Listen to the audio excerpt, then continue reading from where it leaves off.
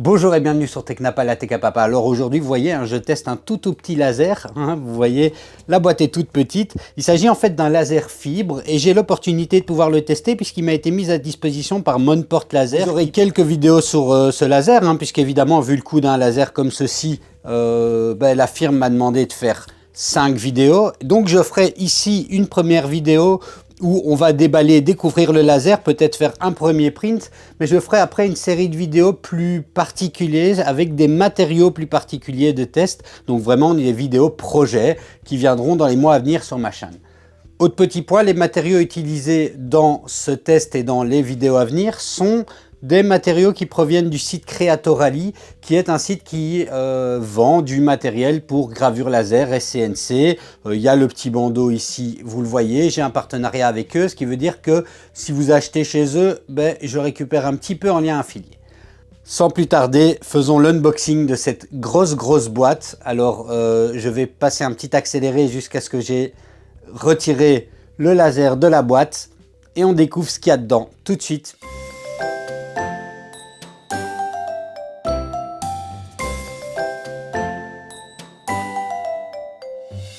Le laser que je vous présente aujourd'hui vient donc du site Monport Laser, c'est la marque. Et donc je le disais, c'est une marque qui émane un petit peu de Fixdry. Enfin, je sais pas trop si c'est l'un qui émane de l'autre. En tout cas, c'est de la même société.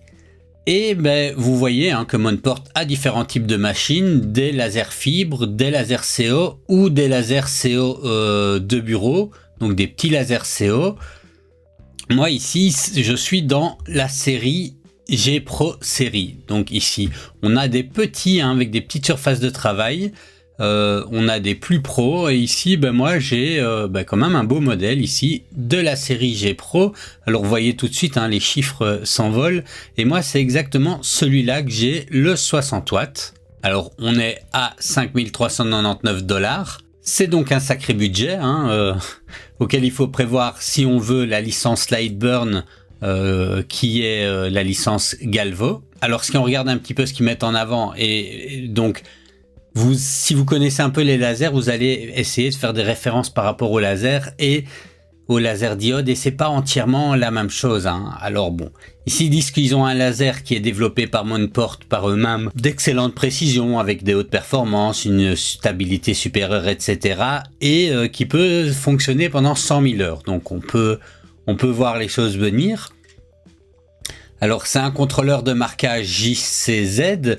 Là je fais le gars qui s'y connaît, mais en fait ça j'y connais pas, donc je sais pas trop vous dire ce que ça apporte par rapport à autre chose.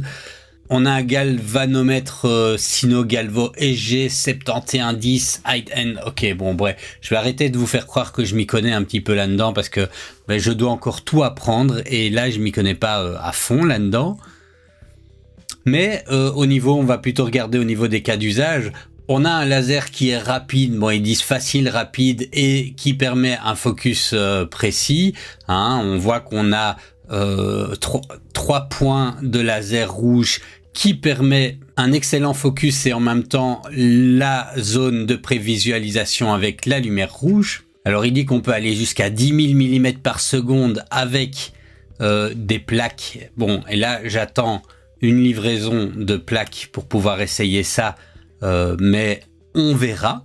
Alors on peut apparemment, alors là je le montre pas dans cette vidéo, ça ici on le verra dans 2 prochaines vidéos, on peut apparemment faire du marquage de couleur sur de l'acier inoxydable et on peut aussi faire un petit peu de découpe.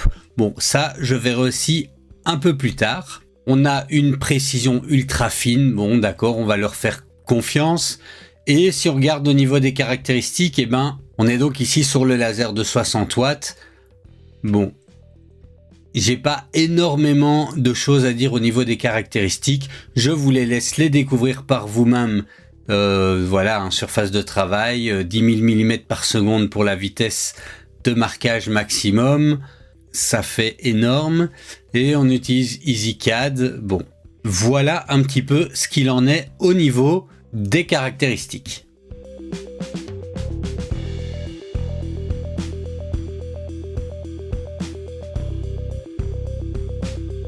Comme vous pouvez voir, c'était quand même pas facile. Après, j'aime bien la petite boîte. Je crois que je vais essayer de faire quelque chose avec. Peut-être une petite table ou un truc comme ça. On verra. Voilà. Donc ici,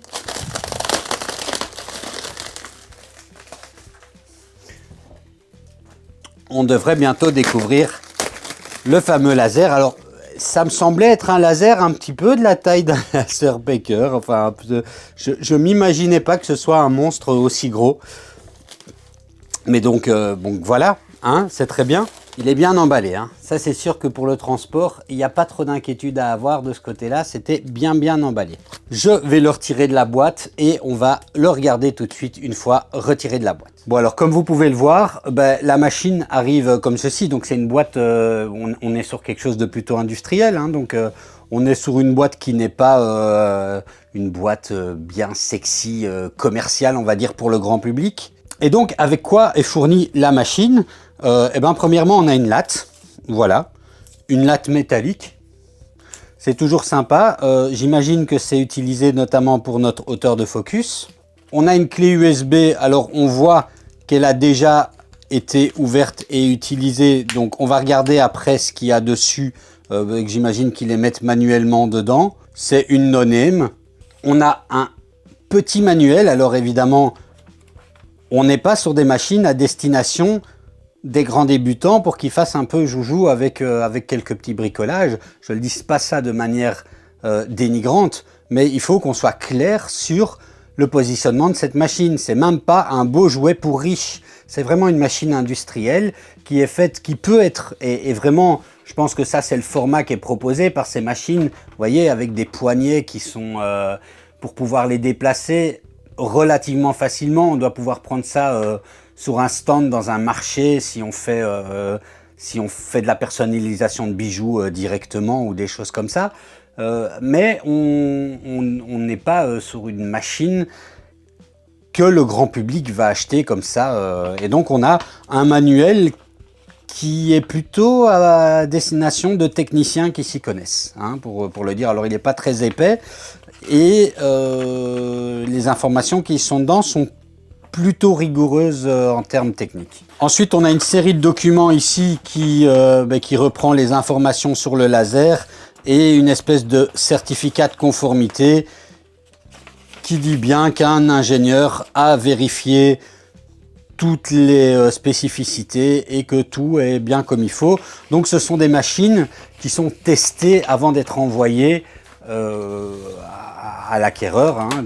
Donc c'est produit en série, oui et non, hein. On est sur des gammes de machines qui ne se vendent pas comme des petits pains, comme des machines à 300 €. Et donc on a une production un petit peu différente à ce niveau-là. Alors ensuite, on va retrouver une prise d'alimentation.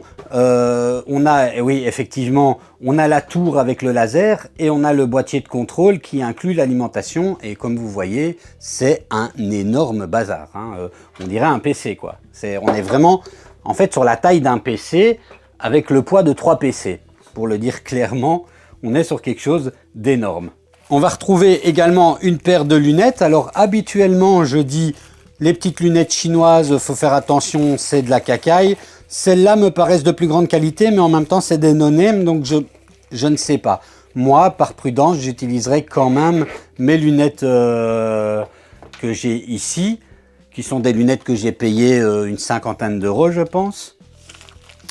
Alors, en général, on reçoit des petites clés Allen avec les machines, hein. Vous en avez peut-être l'habitude avec vos imprimantes 3D ou vos gravures laser. Et ben ici, voilà, on va dire qu'ils n'ont pas vu les choses à moitié.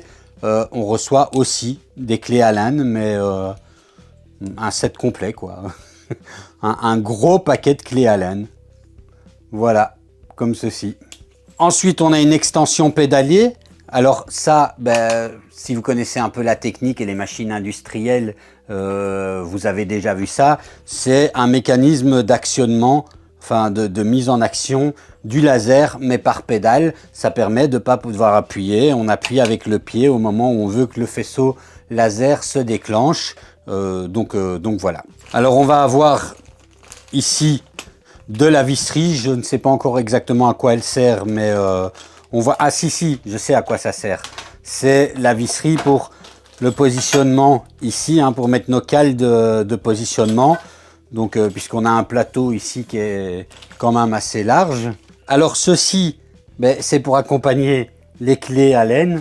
Donc c'est pour se faire une espèce de petit tournevis de clés Allen comme ceci. Donc bah, voilà, hein, c'est sympa de l'avoir mis avec. On a ici un magnétiseur, démagnétiseur. Et pour s'essayer, il donne une série de petites cartes de visite noires ben pour essayer. Donc ça, je pense que c'est un des premiers tests que je ferai dans cette vidéo, puisque j'ai dit je ferai vraiment plutôt une vidéo avec des tests d'usage plus tard. Bon, et comme vous le voyez, le tout était mis dans une petite boîte plastique comme ça. Bon ben on a vu un petit peu l'unboxing et je me suis dit que avant de passer plus loin et de regarder le laser et d'essayer de le comprendre, de l'utiliser un petit peu, c'était peut-être bien de faire le point sur ce qu'est un laser fibre. En quoi ça se différencie des autres types, enfin, surtout des deux autres types de lasers principaux qu'on peut avoir l'habitude d'entendre, hein, c'est-à-dire le laser diode, et là j'en ai fait toute une série de tests sur ma chaîne, ou le laser CO, ça vous avez peut-être déjà entendu, j'y reviendrai juste après. Et puis ici on a ce laser fibre. Alors vous imaginez bien que si on a plusieurs types de lasers, c'est qu'ils ont des avantages, des inconvénients et des cas d'usage spécifiques différents. Alors je vous montre ici, hein, c'est le schéma de fonctionnement d'un laser diode. Alors un laser diode, donc ce n'est pas le laser qu'on a là, hein, c'est les lasers classiques que vous avez déjà pu voir sur ma chaîne, utilise des diodes semi-conductrices. Alors semi-conductrices, ça veut dire que c'est ça utilise des matériaux entre des matériaux conducteurs et des matériaux isolants pour pouvoir contrôler plus facilement le flux du laser. Les flux du laser sont réorientés avec une lentille synthétique vers une lentille convexe et ça produit un point lumineux qui est le spot sur lequel le laser se crée. Donc ça, c'est un petit peu, en gros, schématiquement, le fonctionnement d'un laser diode. Alors, le laser diode a quoi comme avantage? Surtout son avantage du coût. C'est un laser qui est relativement, hein, on s'entend, hein, les machines sont quand même d'un certain coût, mais relativement peu cher à produire, et c'est une machine un peu équilibrée qui ne va pas offrir des puissances énormes. Les plus grands en laser diode qu'on a pour le moment sont des lasers 70 watts, 70 watts pour mes amis français, et qui est plutôt adapté pour faire du travail sur des matériaux tendres, comme du bois tendre par exemple, du pin, de pas trop grosse profondeur, et faire du gravat, enfin de la gravure principalement, de la découpe, si on n'est pas sur des tailles un petit peu trop importantes, et voilà. Donc ça, c'est au niveau des lasers diodes, et on est sur des machines qui, entre les moins chères qui sont à 300 et des euros, pour un 20 watts maintenant à peu près, et les plus chers où on va monter à 1600, 1700 euros pour des 70 watts, dans les modèles courants, on va dire. Voilà, on est un peu sur cet ordre de prix-là. On peut faire par exemple du bois. Les lasers CO, qui n'est pas non plus cette technologie-là, hein, je vous montre ici un petit schéma. Le laser CO, plutôt que de produire son faisceau lumineux avec un jeu comme ceci, qu'on a vu, il va se produire à partir d'un tube qui est rempli de gaz. Alors principalement du dioxyde de carbone, mais il y a toute une série d'autres gaz dedans. Et c'est une réaction qui va se produire. Alors je ne vais pas décrire là la réaction complète parce qu'en plus je la maîtrise pas vraiment, mais une réaction va se produire et permettre comme ça le laser, une énergie de se produire suffisante pour émettre le faisceau laser qui après sera redirigé vers la source avec un système de miroir. Vers la source, vers le point aggravé avec un système de miroir. Mais donc c'est aussi pour ça qu'on a des toutes grosses machines, parce que ce sont de longs tubes dans lesquels tout le processus gazeux doit se produire. Et ces lasers sont plus coûteux, évidemment, nécessitent beaucoup plus d'entretien, mais permettent une plus grande puissance de travail et sont particulièrement adaptés pour du travail sur du bois un peu plus épais et certains types de plastique ou autres. Donc ça, c'est le laser CO. Et enfin, on a le laser fibre. Alors là, c'est le schéma de fonctionnement du laser fibre, hein, comme vous voyez. On a des diodes qui génèrent un faisceau lumineux qui est amplifié par de la fibre optique, et de la fibre optique qui est chargée de sortes de terre, hein, et qui va, donc qui va amplifier la puissance.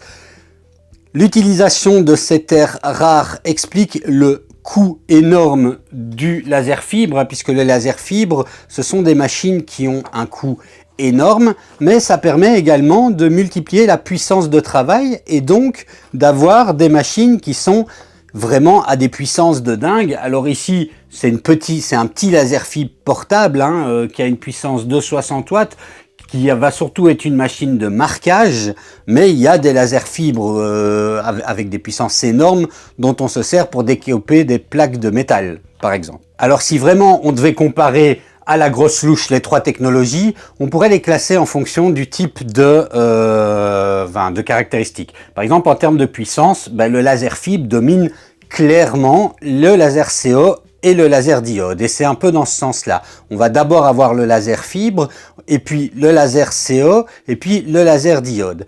Attention, le laser fibre n'est pas approprié pour tous les matériaux. Par exemple, le laser émet, donc le laser c'est au final de la lumière qui est générée par de l'énergie et qui émet sur une certaine longueur d'onde. La longueur d'onde utilisée, enfin la longueur d'onde qui émet le laser diode ne pose pas un problème avec certains bois. Par contre, la longueur d'onde qui émet le laser fibre,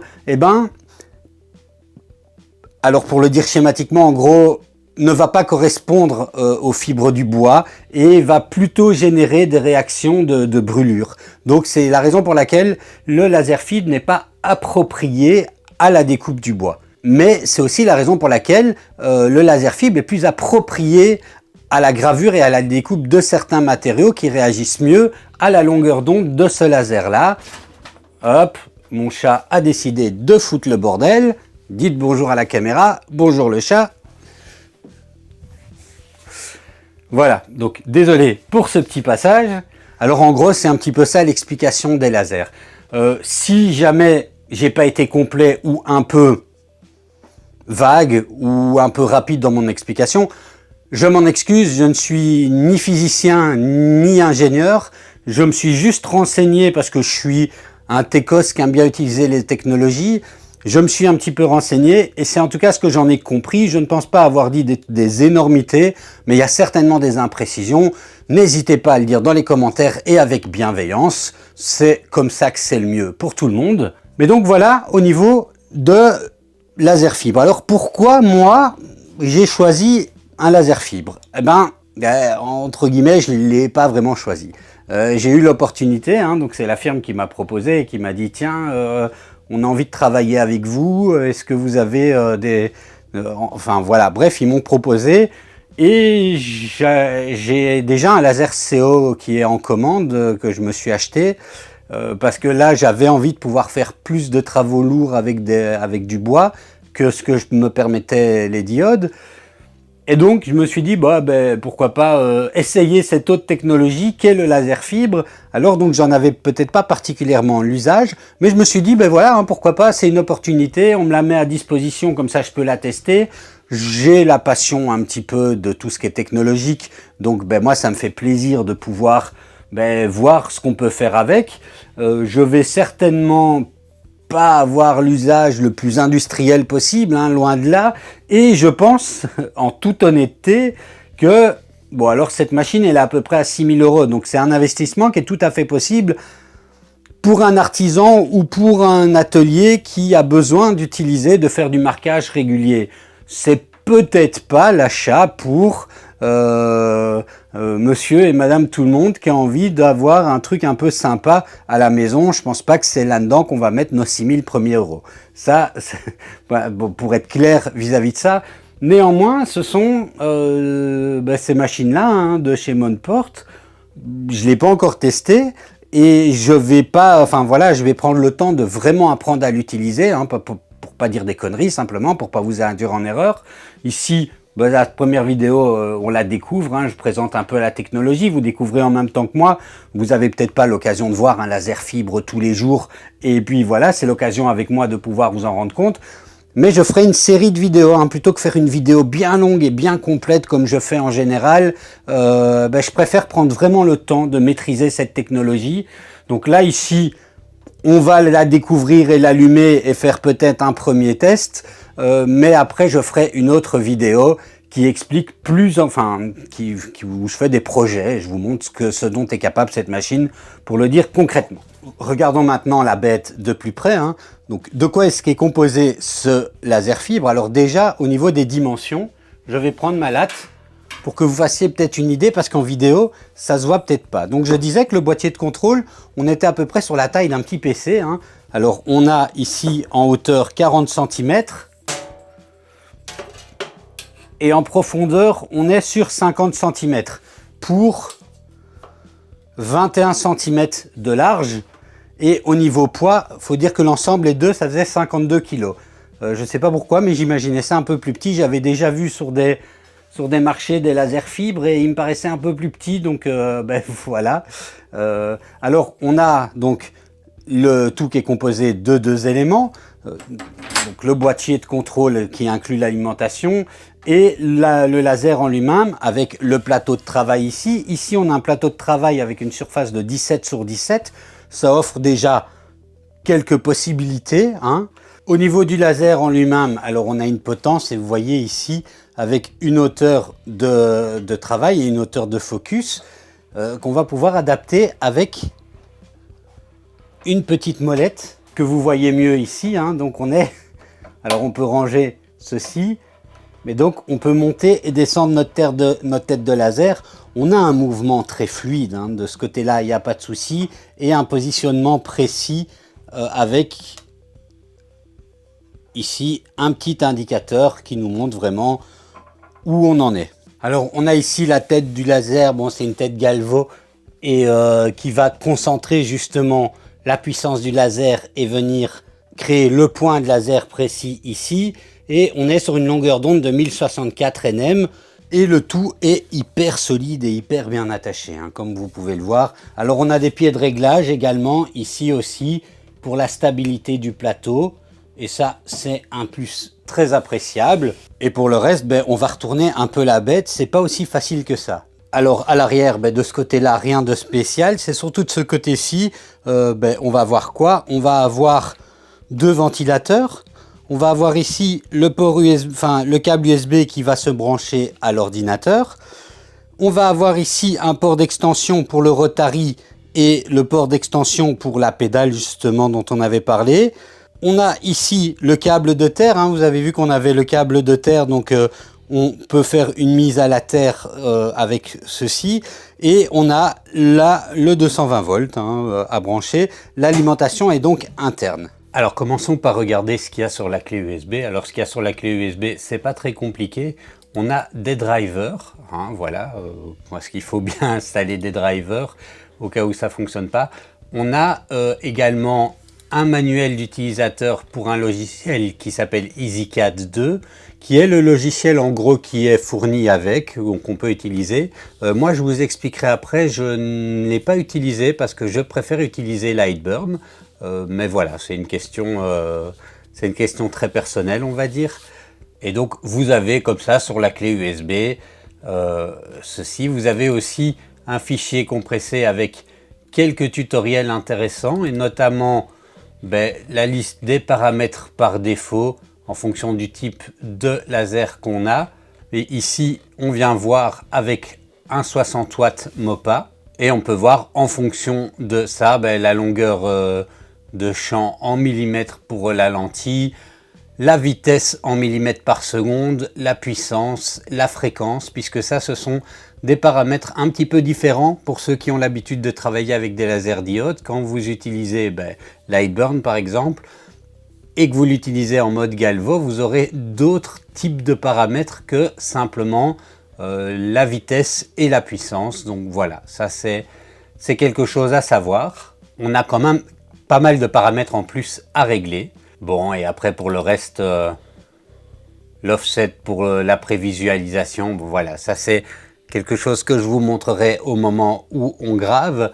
Avec Lightburn, c'est qu'on a la prévisualisation qui se fait. Donc la zone de marquage, hein, le cadrage qu'on voit clairement sur la machine. Et ça c'est assez facile pour placer nos objets dessus. Alors ici je suis dans Lightburn, donc comme je l'ai déjà configuré pour le tester et tout ça, je ne vais pas désinstaller et réinstaller. Sachez juste que quand vous installez Lightburn, vous pouvez installer avec les drivers pour Galvo. Si jamais vous ne l'avez pas encore fait, c'est pas très compliqué. Vous venez dans le répertoire d'installation de Lightburn, donc moi sur Windows c'est C2. Programme et puis Lightburn. Et ici, vous avez EasyCAD to Driver et vous installez simplement cela, vous redémarrez la machine et alors vous aurez les drivers pour Galvo qui sont installés également. Une fois que vous êtes dans Lightburn, vous faites rechercher l'appareil. Alors, moi ici, l'appareil est éteint pour le bruit, hein, parce que bon, on va essayer que ça fasse pas trop de bruit à la vidéo. Je vous montrerai après le bruit que ça fait. Mais donc, moi, il n'a pas voulu trouver le laser en faisant la fonction trouver mon laser. Donc j'ai dû le créer manuellement et donc pour ça c'est pas compliqué, hein, on vient créer manuellement, on choisit JCZ Fiber et puis après on vient importer la configuration EasyCAD. Et c'est là où la carte, la clé USB est importante puisque je dois aller retrouver sur la clé USB. Alors vous voyez, moi j'ai copié ce répertoire-là sur un endroit de mon disque C. Donc je viens, vous voyez ici, hein, donc. Et là, on a le dossier plug et dedans, on a différents fichiers de configuration. On vient prendre le plus récent, Mark 7, on le charge et voilà. Normalement, comme ceci, c'est bien configuré et vous n'avez pas à vous casser la tête plus que ça. Je vous montre en l'allumant, mais maintenant ça va faire un petit peu de bruit. Maintenant, si je l'allume, vous voyez, mon laser est prêt, il a été trouvé. Je rééteins parce que ça fait un potin quand même, et je vous montre deux autres choses aussi. Premièrement, pour Lightburn, alors vous pouvez utiliser le logiciel gratuit qui est fourni avec. Si vous ne connaissez de toute façon pas,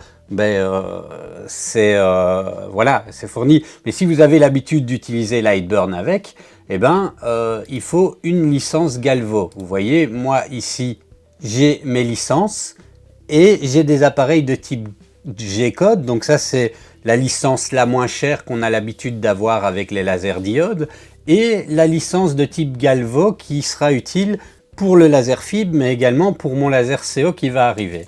Alors malheureusement, et ça c'est la mauvaise nouvelle, si vous avez déjà, si vous n'avez pas encore acheté Lightburn, Lightburn coûte de l'argent. Si vous n'avez aucune licence et que vous voulez utiliser une licence Galvo, ça va vous coûter 160 €. Qui inclut en fait G-code et Galvo. Si vous n'utilisez qu'un laser diode et que vous avez déjà une licence pour Lightburn, mais pour les Lightburn G-code, vous l'avez payé une cinquantaine d'euros, il va falloir venir rajouter à votre licence existante 101,95 €. Alors oui, effectivement, c'est cher, mais c'est une licence à vie. Ils disent que ça ne renouvelle pas la licence, en fait. Vous aurez la licence à vie, mais vous n'aurez pas les mises à jour et le support à vie. Voilà. Et pour ça, il faut renouveler sa licence si on veut continuer à avoir les mises à jour et le support. Mais comme je le disais, Lightburn n'est pas obligatoire. On peut aussi utiliser EasyCAD. Alors là, il est configuré avec les drivers pour Lightburn, donc je ne vais pas désinstaller, réinstaller pour vous montrer. Mais en gros, voilà à quoi ressemble EasyCAD. C'est pas un logiciel tout jeune, hein, de la première heure. Je trouve qu'il est pas, voilà, ça fait vieux logiciel. Mais il fait le job, hein. On peut tout à fait l'utiliser, importer nos images, faire du marquage. C'est juste que si on a moins l'habitude de travailler avec Lightburn, c'est un petit peu plus compliqué. Par exemple, vous voyez, je peux venir prendre le loup ici et me faire un marquage comme ceci avec le loup. J'ai mes calques qui correspondent ici à... voilà, ils sont ici. On a les paramètres. On peut faire aussi quelques formes, écrire directement. Mais moi, je préfère utiliser Lightburn. Alors, autre chose que je voulais vous montrer sur Lightburn, si vous avez l'habitude avec les lasers diodes, dans les paramètres du périphérique, on a ici un menu différent pour le Galvo, puisqu'on a des paramètres différents, je l'ai cité. On a la configuration Galvo. Alors quand vous avez ouvert, quand vous avez importé le fichier de configuration à la création de l'appareil, il aura chargé automatiquement le fichier core s'il en a trouvé. C'est un fichier qui vient corriger un petit peu les positions du laser, puisqu'en fait on a un laser avec une tête qui va travailler de manière un peu horizontale. On n'a pas comme ça un espace de travail à indiquer que ça fait X sur X. Donc il faut que le carré qui se met sur la plaque de travail, qui correspond à la surface de travail, corresponde à ce que la lentille diffuse comme champ de vue. Et les corrections se font à peu près ici. Vous voyez, on a ici une mise à l'échelle de 78% sur l'axe Y et de 85,21% sur l'axe X. Ces données sont données par le constructeur. C'est pour ça que c'est important de les avoir sur la clé USB et d'importer le fichier de la clé USB, puisque ça, ce sont les données du constructeur.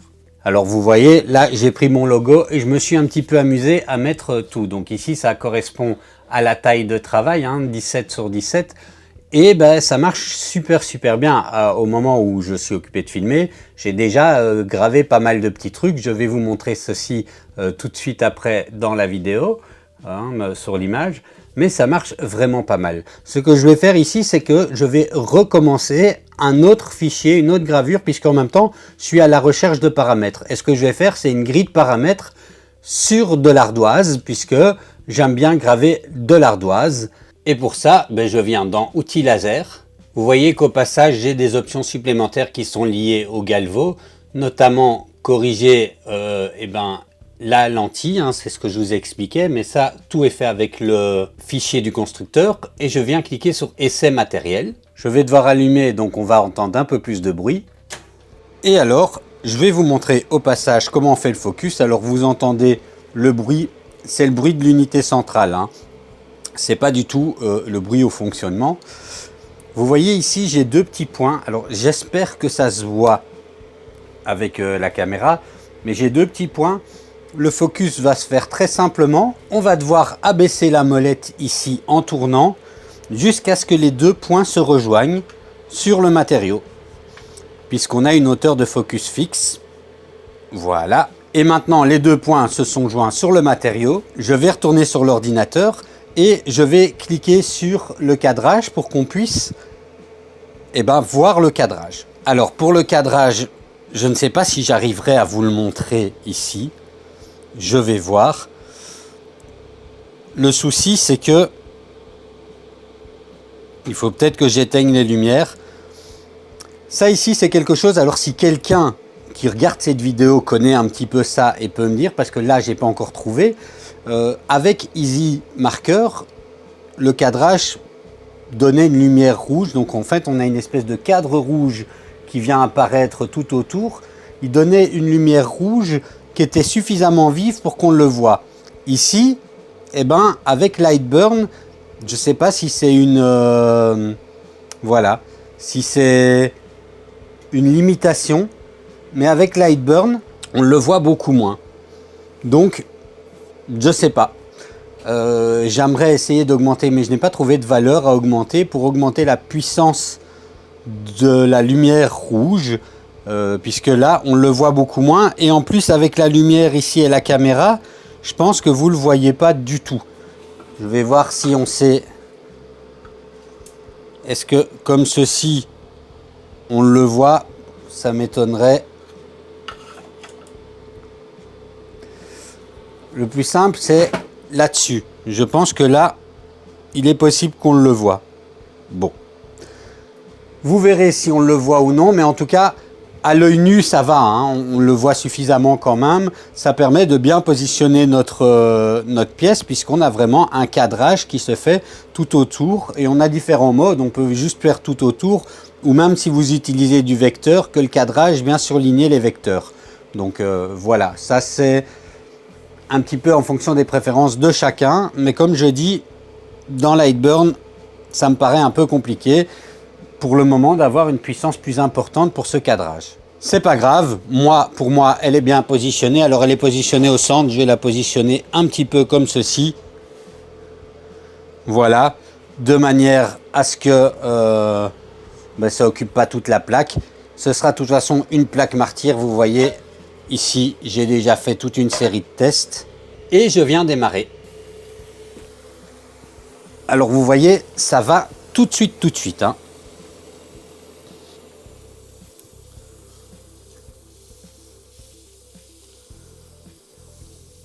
Ceci est du temps réel. Donc vous voyez qu'on a un marquage vachement efficace et hyper rapide. Ça parle peut-être pas à ceux qui n'ont jamais utilisé un laser diode, mais ceux qui utilisent les lasers diodes, je pense que vous pouvez voir tout de suite que le marquage est net, rapide et surtout ultra rapide.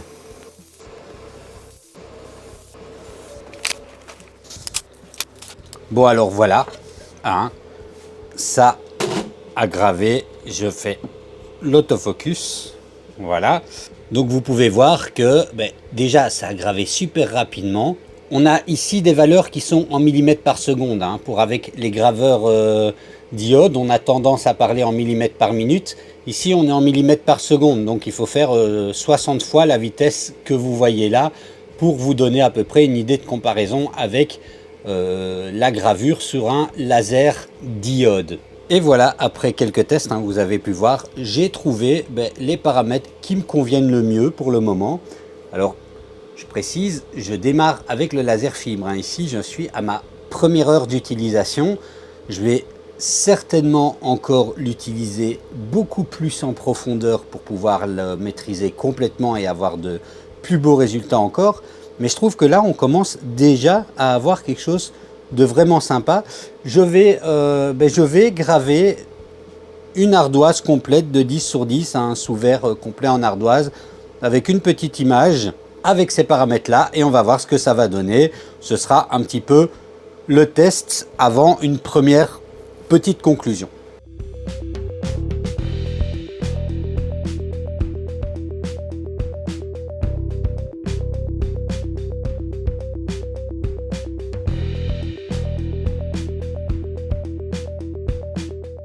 Et voilà, on a un excellent résultat. Alors j'essaye qu'avec la lumière on le voit, mais franchement c'est magnifique. Voilà, j'ai pas grand chose d'autre à dire que c'est magnifique. Ça donne un super résultat et il a fait ceci en 8 minutes. Alors oui, ça va vite, ça va bien. Alors évidemment je peux encore m'améliorer. Il y a certainement des réglages même là sur l'ardoise que je peux faire pour avoir encore plus de détails et plus de contraste.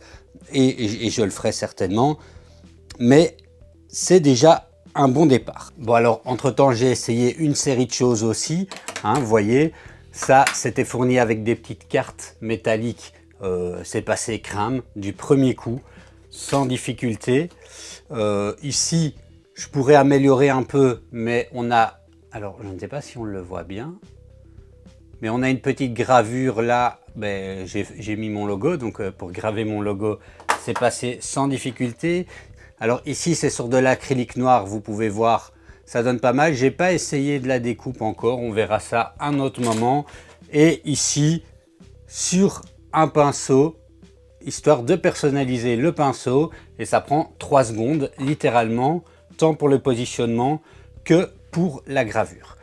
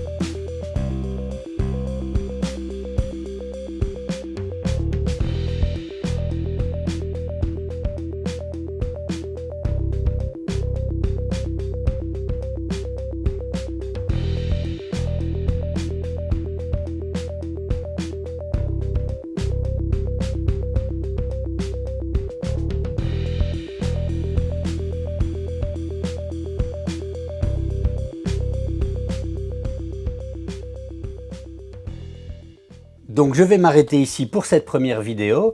Comme vous avez pu le voir, c'est un laser qui, bon, ça coûte très cher, hein, mais c'est un laser qui fonctionne bien et rapidement pour pouvoir vous montrer tout ce qui permet vraiment et peut-être vous épater.